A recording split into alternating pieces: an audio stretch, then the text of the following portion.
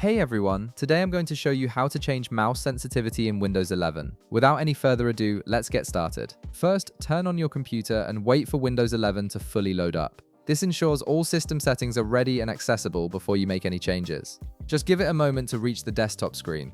Once your PC is ready and you're on the desktop, direct your attention to the taskbar at the bottom of your screen. You'll see the Start menu icon, which looks like the Windows logo. Click on this icon to open the Start menu.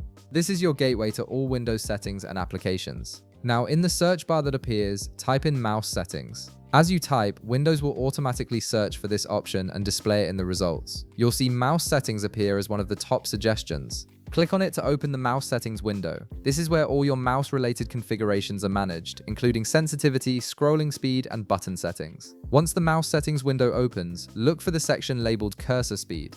This is the control that adjusts your mouse sensitivity directly. You'll notice a horizontal slider bar next to it. This slider determines how fast or slow your cursor moves across the screen in response to your physical mouse movements. To decrease your mouse sensitivity and make the cursor move slower, simply drag the slider to the left. This is helpful if you find your cursor moving too quickly and making it hard to click on precise targets. On the other hand, if you want to increase the sensitivity and make your cursor move faster with less physical movement, drag the slider to the right. This can be useful if you have a large monitor or prefer quicker navigation.